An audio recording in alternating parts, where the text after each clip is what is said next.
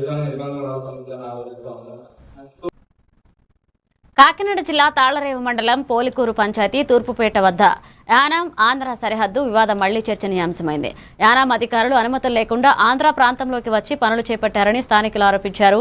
మురుగునీటిని శుద్ధి చేసి గోదావరిలో కలుపుతూ ప్రజల ఆరోగ్యానికి ముప్పు కలిగిస్తున్నారని ఆవేదన వ్యక్తం చేశారు. విషయం తెలుసుకున్న రెవెన్యూ అధికారులు వెంటనే స్పందించి పనులను నిలిపివేయాలని ఆదేశించారు.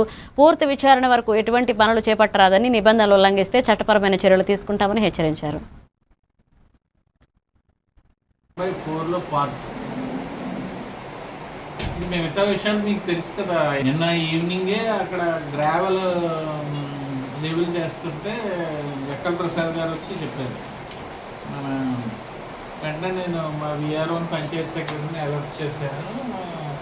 వారికి ఏ పర్మిషన్స్ ఉన్నా రమ్మనంటే, అంతేగాని అలాగే ఒకరితో సంబంధం లేకుండా చేసుకోకూడదంటే అదేదో చెరువు తవ్వడానికి లేదా ఫిల్ చేయడానికి అన్నట్టుగానే వాళ్ళు కొంచెం ర్యాష్గా మాట్లాడారు వచ్చిన వెహికల్స్. తీరా చూస్తే మార్నింగ్ మళ్ళీ ఒక డాక్యుమెంట్ పట్టుకొచ్చింది ఒక ఆమె.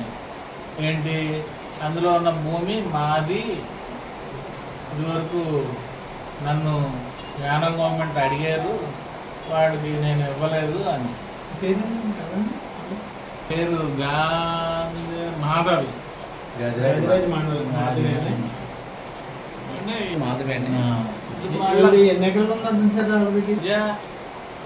ఎకరా 60 సెంట్లు అంటారు. ఎకరా 60 సెంట్లు. దాని మీద సర్వే నెంబర్ ఏమైనా ఉందా సార్? హద్దులే ఉన్నాయి. అది నా జిరాయితీ అని ఆమె క్లెయిమ్, కౌంటర్ క్లెయిమ్ ఉంది. ఈలోపుగా వాళ్ళు అక్కడ ఉన్నటువంటి వెహికల్స్ వాళ్ళు, కాంట్రాక్టర్ మరి ఎవరున్నారో అక్కడ అఫీషియల్